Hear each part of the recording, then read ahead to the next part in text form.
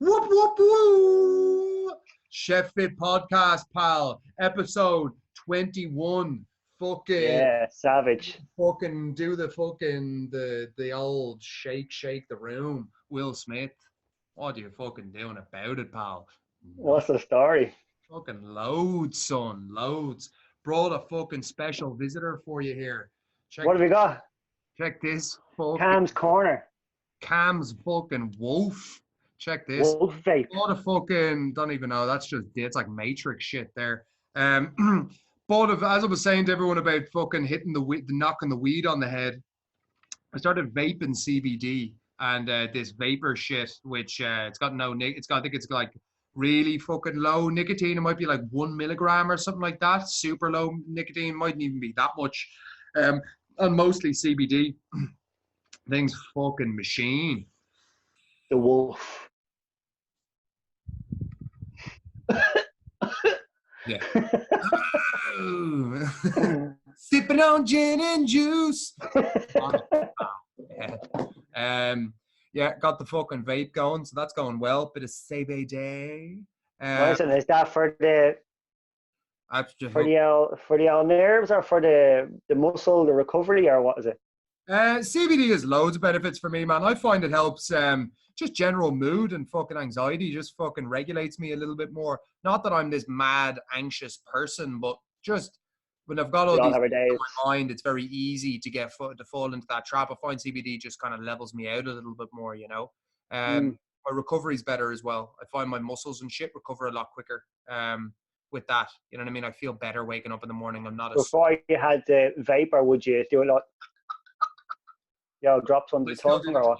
I still do that as well. I have the squirt thing in the morning. I'll do 3 fucking squirts in the morning and 3 squirts at night. So I am saturated. I am swimming in fucking CBD. That's the benefits of having my L1 work for the hemp company. Yeah, I'll have to go down.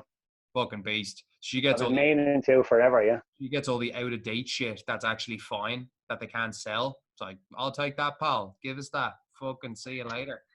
Where I live now in Terranure, at the end of this road, right, there's a wall that when I was in school, that you could climb up this wall, right, jump over onto this tanker, climb down into this skip, and you had all the reject bags of Johnny Onion rings.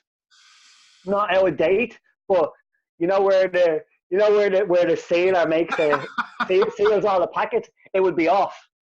So they just booked them out, and there'd be big black bags full of packets of potato. Going into school the next day, a black bag in your back like fucking Santa Claus. Okay. You want Johnny Onion rings here? You want Johnny Onion rings here? Everybody have Johnny Onion rings. Beast. Remember fucking crisps like that, man? Fuck me. Oh, man. Fucking onion rings. Remember the tuck shop in school, and there was this fucking old couple. It was only there when I was in first year, but they had this fucking tuck shop. It was like the front, and they used to put the boxes of crisps up on the counter, and they could open it from their side. They're fucking cardboard boxes. So you just like fucking holes in it.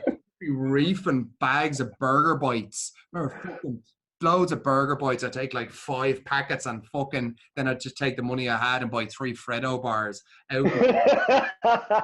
So we used to jump into that industrial estate, the KCR.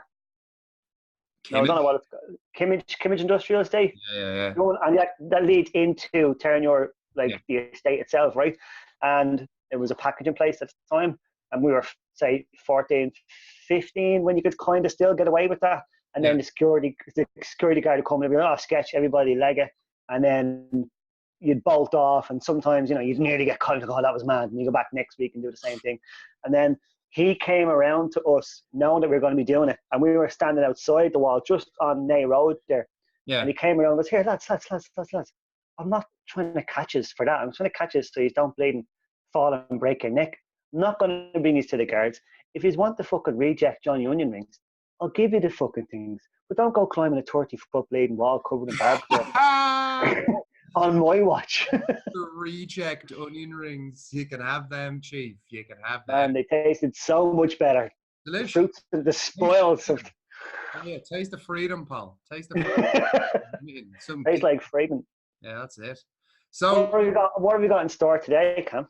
We are talking about bouncing back from failure. Bouncing back from a shit situation. Specifically, a shit time in your life, or even if it's a bad night out and it's a fucking, you ended up on the rip for fucking 3 days and you woke up and you fucking threw your shoes in a fucking river, you fucking rode someone's fucking granny and you can't remember what your second name is. It's like, how do you bounce back? I think if you look at this, a lot of chefs will bear, but like it's almost like you're fucking you go to, like, I want to actually talk. We're talking about kind of sessioning here. Do you know what I mean? We're talking about going heavy on it, and when you're at that stage, I feel a lot of chefs go heavy on it a lot. You know, a lot, and even A lot when of chefs are used to it. You know, it's part of the culture, especially in the cities. You know, big time, big time. I know it was my pattern was like smoke weed every night. Sunday could be in for a fucking, you know what I mean? We'll get a bag and fucking, you know, go for a few pints and like, there you go. And you just end up in that pattern over and over and over again. But what I want to talk about is like chefs who want to make the change and they do end up making the change and they almost get scared of that hiccup. They get scared of, fuck, what happens if I go on a night out? I'm fucked. Because what most people do is they'll build up a load of momentum. They'll have a fucking night out or something, and then they'll end up just throwing the toys out of the pram and going, fuck this, back to square one again. And I think that's one of the biggest mistakes that people make is like every day is a new opportunity. You know what I mean? Every day is a new opportunity to do fucking something, you know, and make it happen. But for some reason, people think because they had one bad day out of 7, that the next 7 days are a waste of time in even making the effort. You know what I mean? So yeah. when we think about this, I've seen this in the group several times. Me and Peter were talking about this before, that we've had chefs who've been in the group and they've fucking got great results and they've been pushing. And maybe it's been like 6 weeks to 2 months or something since they've had any kind of like, they've let themselves loose a little bit. And when they do let themselves loose, they do it in the wrong way. They do it in this really guilt-filled fucking release, like, fuck this, you know, and they can't control themselves and they end up going fucking mental. What happens then when they end up going mental is they come back and they think everything's ruined when it's not. It's not ruined at all. You know, it's not ruined at all. And that's kind of that's the territory that we want to talk about here. You need to blow off some steam, man, big time. Hugely. Like for Yeah, me, you have to. You can't go full hog on just, you know, looking after yourself all the time and not every now and again go, right, fuck it. Let's get down. big time. Well, the cat's out of town. Boy, the cat's out of town. It's a real big thing. Like, you know what I mean? Life is about balance. You know, life is about balance, especially if you're a bit of a fucking lunatic, which a lot of chefs are. You know I am. I know I love a fucking, like I used to fucking DJ at raves and shit when I was in college. Like, I was a fucking lunatic, you know, lunatic. You don't lose that party just because I'm a fitness person, you know. You don't lose all my fucking tunes. You know what I mean? It's like I can't just put that in a box and just put it away somewhere. It's like, no, that's there. So it's like, there's a time in what you realize when you mature and you try and take care of yourself and you realize what's important in life is your priorities. And your priorities need to be around taking care of yourself and fucking improving yourself and making your life better, so your family lives better, your career's better, all of these things. You need to improve yourself. But there is a time and a place for going mental. And a lot of chefs fall into the trap of they do it all the time, so therefore they're fucked. And then they go the opposite way where it's like, right, I'm going 110% into this and I'm going to fucking, you know, change everything and I'm knocking everything on the head. And then when you slip up once, you feel that you failed completely. And then when you come back, it's so hard to get yourself back on track because you're trapped in that negative state of mind of like, oh, fuck, you know, I fucked up. I feel so bad. And you want to hide or you want to fucking leave it or whatever else. It's a bit like this. Like Conor McGregor is a good example of this. So remember when he had do you remember when he had fought Nate Diaz the first time? Yeah. Mm-hmm. And it's like he lost the fight. And that was after he was a fucking 145 champion and he shocked the fucking world. And he came back and he lost the fucking fight. I remember watching him lose the Nate Diaz and going, oh man, what the fuck just happened, man? Jesus Christ. And then he fucking came back, you know, and it's like that was probably the worst way. Like he got choked out in the second round. And it's like after that fight, it's like, that was a massive defeat, crushing defeat, biggest athlete in the world, biggest athlete in MMA, crushing defeat by someone who took the fight on short notice, crushing. And it's like, that's a similar failure to what you'll do. You'll fucking build yourself up and you'll build a load of momentum and then you'll crash, you know? And it's what you do after you crash that makes the fucking difference, you know? And he spoke, like, you go back and watch a McGregor interview after that fight with Ariel Helwani, and he's like, you know, anyone who's known UFC will simplify it. He lost fucking horrendously. He's talking afterwards, and he took full ownership of what happened. He admitted the things that he did wrong, admitted the mistakes that he fucking made, and then he made a commitment to changing it going forward. And he's like, fuck this, like, that's not going to happen again, and I'm going to fix it. Chefs don't need to be that extreme with their life, but it's like, it's the fact that you bounce back, and he came back and he fucking beat the shit out of Diaz. You know what I mean? And it's like, that's such a good point of hitting the adversity, failing, and then bouncing back and firing back and coming back and winning the fucking thing. First thing is that you have to recognize that you've had a blowout. You have fucked up. Yeah. Take it for what it is. It's a fucking blowout. Like, if it happens randomly or it's planned, I know for me it's planned. Like, I don't go on fucking regular mad ones, but like, Jesus, every 2 or 3 or 4 months, like, I'll have a fucking night out. I'm a human being, you know? And it's like, for me, that could be a fucking go out and seeing a fucking DJ, it could be a rake of drinks, it could be whatever the fuck it is. But I know I have that planned. And I also have my aftermath planned as well.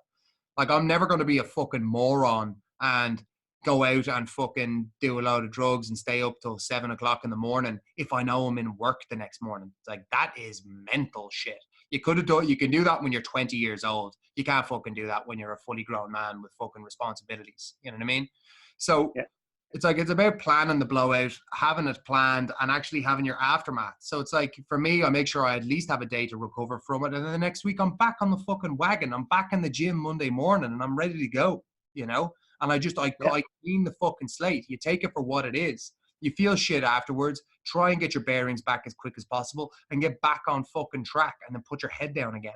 But so recognize it. Stop it if it's a bad blowout. I'm not just talking about a session. I'm just saying like an accidental fucking, you know, a proper mentler that's leading, you know, started on like a Friday night, leading through Saturday. And Sunday's off, and you know how Sunday's gonna go. Oh. Make it stop. Yeah. Don't you dare touch them blinds. Man, yeah, you can see the one crack of light coming through. Right. But yeah, so recognize it. You know that you're after having a blowout. Own it and move forward from it. 100%. Like, life is about ups and downs. It's peaks and drops, you know, and you have to fucking take it for what it is. Like, if you do have a bad night or you have a fucking mental 2 days, pull yourself up and fucking get up and go again. There's never any benefit to lying down and dying.